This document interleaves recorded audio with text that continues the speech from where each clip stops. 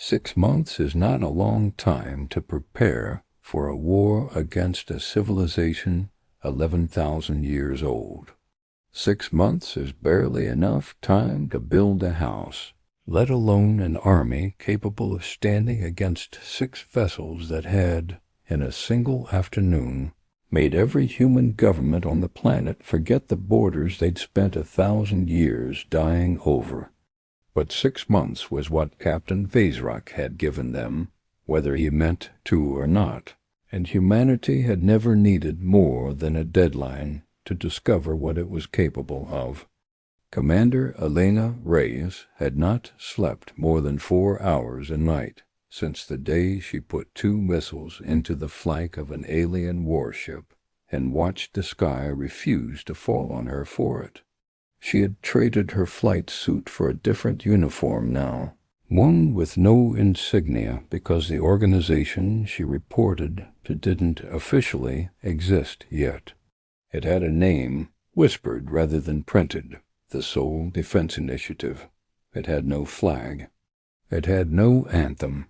It had 412 of the best combat pilots, engineers, and physicists the planet could produce, working out of a hollowed-out mountain in Colorado that had been built during the Cold War to survive a war between 2 countries, and was now being repurposed to survive a war between 2 species.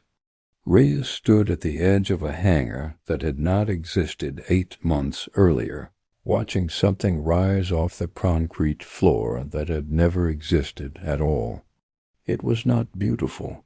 It was not sleek. It looked, if she was being honest, like something a committee of engineers who had each seen 20 seconds of alien wreckage had argued into existence out of stubbornness alone. But it flew. And more importantly, it was fast enough that the last 3 Osaic reconnaissance drones sent to observe Earth's progress had failed to outrun it. "Talk to me, Asi," Reyes said, without turning around. Dr. Amara Osei hadn't slept much either. In the 6 months since her voice had reached the Osaic flagship uninvited, she had gone from a linguistics professor with a modest following in academic journals to the single most important translator in human history, a woman who had taught herself to think in a language built by a species with no concept of surrender. She looked up from the data slate in her hands, dark circles under her eyes that hadn't faded in weeks. The drone wreckage from the Nevada crash gave us more than a translation matrix, she said. It gave us a map, not of space. Of them. Assembly command structure, supply doctrine, response times. Vaisrak's ship pulled records going back centuries before it lost hull integrity. We've been picking that carcass clean for 6 months, and we're still finding things. And the assembly doesn't send small fleets twice. Asi set the slate down. The first fleet was routine. A harvest crew expecting livestock. What comes next won't be routine. Vaisrak's report reached the Ninth Council 9 days after it was sent. Their reply took another 6 weeks to reach Seoul because they don't believe in urgency the way we do. They believe in certainty. Meaning? Meaning they're not sending 6 ships this time. Osei's voice didn't waver, but something behind her eyes did. They're sending 40. Captain Vaisrak had not been given the honor of leading the Second Fleet. He had, in fact, not been given much of anything in the 6 months since his report reached the Ninth Council. He had been recalled to Assembly territory, questioned by 3 separate tribunals, and ultimately reassigned to a supply command so far from Seoul that he would not see the results of his own warning for years, if ever. The Assembly did not reward officers who told them their doctrine was wrong. It punished them, quietly, efficiently, and then it sent someone else to prove the doctrine right after all. That someone else was Fleet Marshal Thren Kozal, a Varathi war commander whose species had never lost a tier engagement in the 11,000 years the Assembly had kept records. The Varathi did not fight like the Osaic. They did not think in terms of trade routes and harvest quotas. They thought in terms of annihilation, clean and total, the kind of victory that left nothing behind to argue about afterward. Kozal had read Vizrak's report exactly once, standing in the 9th Council chamber, and had said only 4 words before folding the data slate closed. He was afraid of children. The chamber had laughed. Thesk Van, the Ilkarish diplomat who had cast the lone dissenting vote 11 months earlier, had not laughed. She had simply watched Kozal walk out of the chamber toward his flagship, and thought, with the quiet dread of someone who had seen this exact arrogance before, in the exact same room right before her own species had nearly been erased from galactic memory 5,000 years earlier. 40 ships entered the Sol system on the 189th day since the retreat of the Osaic Harvest Fleet. They did not creep in slowly. They did not send scouts.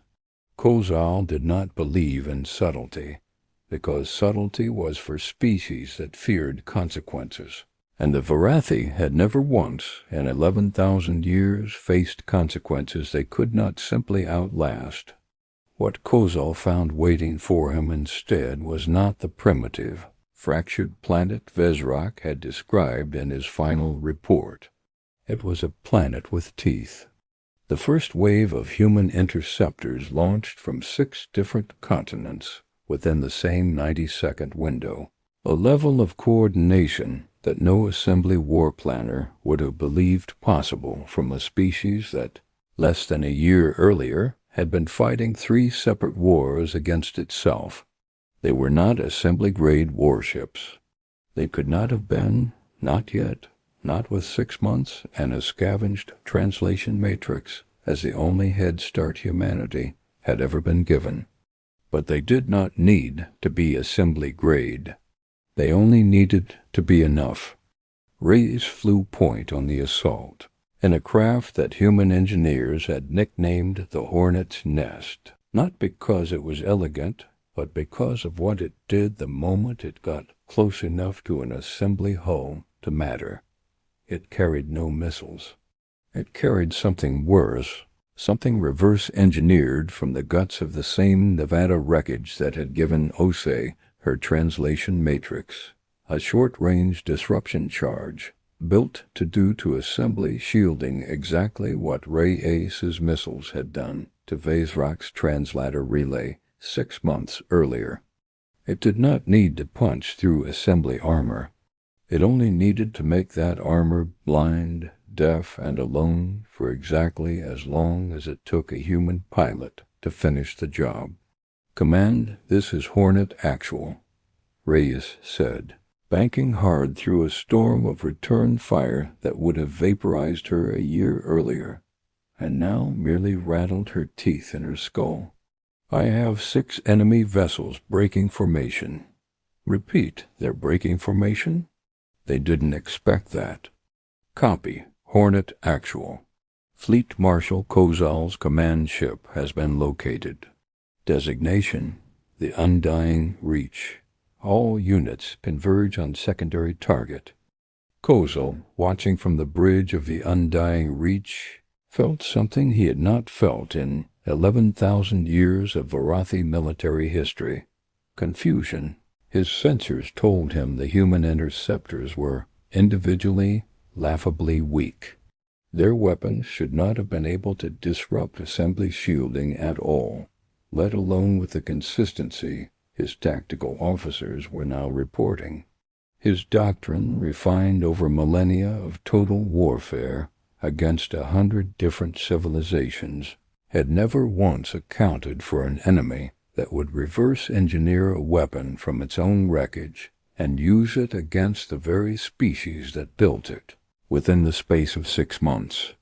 Ninth Council Doctrine states, his tactical officer began before Kozal cut him off. Ninth Council Doctrine was written by species who have never fought something that learns this fast. Kozal's voice was flat, controlled, the voice of a commander who had never lost and did not yet believe he was about to reroute power to forward shielding. Full offensive posture. I want that command signal silenced. He meant Onsei's transmitter. He got Ray's instead. The battle over the Pacific that day would later be called, in every human history text ever written about the war, the second contact engagement, though the soldiers who lived through it never called it anything so clean. They called it the day the sky caught fire and didn't stop for 6 hours. 40 assembly ships against a planet that had spent 6 months building an answer nobody in the galaxy believed a Tier 7 species could produce. On paper, the math still favored Kozal. It favored him badly. 40 ships, each one carrying more raw, destructive power than humanity's entire pre-contact nuclear arsenal combined, against interceptors that were, individually, still fragile enough to die from a single direct hit. But Kozal had made the same mistake Vezrak made 6 months earlier, the mistake that Theskvan had tried and failed to warn the Ninth Council about twice now. He was fighting a species. Vezrak had learned in the last conscious moments of his command that you cannot fight a species like that as though it were a single opponent. You have to fight what it becomes, once it stops fighting itself. And what humanity had become in 6 months was a hive of engineers, pilots, and soldiers who had stopped asking whether they could win and started asking only how. 3 assembly ships fell in the first hour, their shielding disrupted just long enough for human missile batteries, retooled from decommissioned naval destroyers now repositioned along the Pacific coastline, to put enough conventional ordnance into their hulls to matter. It was not elegant.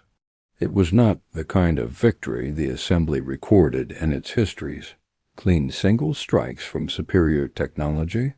It was messy, incremental, built from 1,000 imperfect strikes that added up to something the Assembly's doctrine had never modeled. Attrition, inflicted by a species willing to lose in order to learn. Kozal watched the third ship die on his tactical display, and for the first time ordered a partial withdrawal. Pull the outer formation back to high orbit, he said. Consolidate around the undying reach. I want. Marshal. His sensor officer's voice cracked. The same crack Vezrak's own officer had carried 6 months earlier. A crack that meant something no Varathi voice had carried into battle in living memory. Marshal, there's something coming up from the surface. It's not one of their interceptors. Kozal turned to the display. It was massive. Human in design, human in construction, built in 6 months inside 3 different mountain ranges from parts and principles reverse engineered from a single downed reconnaissance drone, and it dwarfed anything humanity had ever built before it. It was not elegant. It carried no name yet that the public would learn for months. The engineers who built it called it, privately, the answer. It rose out of the Pacific like something the ocean itself had decided to grow, and its weapons were already charging before it cleared the waterline. Reyes watched the answer break the surface from 4,000 feet, and for the first time since the sky had torn open over the Pacific 6 months earlier, she allowed herself to feel something other than fear. Command, this is Hornet Actual, she said. I have visual on the answer. She's clearing the water. Copy Hornet actual. All interceptors pull back to defensive perimeter. Let her work. Kozal had 11,000 years of Varathi doctrine behind him, and none of it had a category for what happened next. The Answer's weapons were not elegant. They were not efficient by assembly standards. They were built, quite literally, from the wreckage of a species that had, 6 months earlier, been dismissed as too primitive to matter, aimed now at the very civilization that had made that mistake. The first shot missed the undying reach by less than 100 meters, close enough that Kozal felt the impact ripple through his own bridge deck plating. The second shot did not miss the undying reach's shielding, the same assembly-grade shielding that had shrugged off 2 of Reyes's missiles without meaningful damage 6 months earlier, buckled under a strike built from 6 months of human engineering rage. It did not break. Varathi hulls did not break easily. But it staggered, and in war, staggering is sometimes worse than breaking, because it tells every soldier watching that the thing they feared was not, in fact, invincible after all. Marshall shielding at 60% and falling, his tactical officer reported, voice tight. Recommend immediate withdrawal. Kozal stared at the display for 3 full seconds, the longest 3 seconds of an 11,000-year military career, and understood in that moment exactly what Theskvan had meant when she asked the Ninth Council what a species becomes when it stops fighting itself. It becomes something that does not know how to lose gracefully, because it has never had the luxury of losing gracefully. It becomes something that treats every defeat as a lesson rather than an ending. It becomes, Kozal realized, was something that felt uncomfortably close to respect. Exactly the kind of enemy the Assembly's entire 11,000-year doctrine had never once been designed to fight. Full withdrawal, Kozal said. All ships retreat to the outer system. Now, 29 ships made it out of the Sol system that day. 11 did not. It was, by any assembly standard, still technically a survivable engagement. A fleet bloodied, but not broken, retreating with the majority of its strength intact. Kozal would spend the long transit home composing a report that tried, and largely failed, to explain to the Ninth Council why a Tier 7 species with 6 months of preparation had inflicted losses the Assembly had not suffered in a single engagement in over 1,000 years. He would not get the chance to deliver it in person. On the surface of the planet the Assembly had once dismissed as livestock, Elena Reyes stood on the deck of a base that had not existed a year earlier, watching the last of Kozal's retreating fleet vanish into the dark beyond Sol's outer planets, and felt, for the first time since the sky had torn open above the Pacific, something that was not quite relief. Dr. Amara Assay found her there an hour later, holding a data slate with a translated fragment of Kozal's own private log, recovered from debris left behind by one of the 11 ships that hadn't made it out. You should read this, Assay said quietly. Reyes took the slate. The translation was rough, still being refined, but the meaning came through clearly enough. They do not fight to win. They fight to become something that cannot be stopped from winning eventually. I do not know if the Ninth Council can be made to understand what that means. I am not certain I understand it myself. Recommend full mobilization of Assembly Reserve Forces before this species finishes becoming whatever it is in the process of becoming. He's asking for reserves, Reyes said. He's asking for everything, Assay corrected. Vezrak asked for reinforcements. Kozal is asking the Assembly to treat Sol as an existential concern, not a tactical one. That's a very different kind of fear.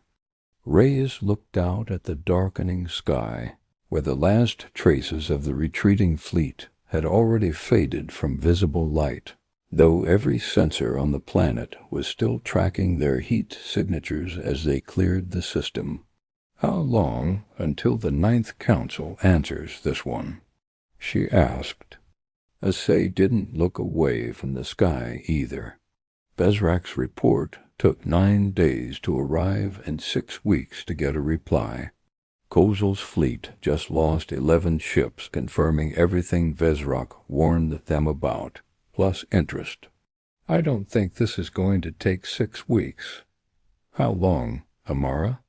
"I think," Assay said quietly, "the next fleet is already being built, far beyond the edge of the Sol system, in a chamber that had convened an emergency session twice now in less than a year." The Ninth Council of the Threshold Assembly sat in a silence heavier than either of the two that had come before it. Theskvan did not smile as Kozal's report was read into the record. She had not smiled after Bezrak's report either.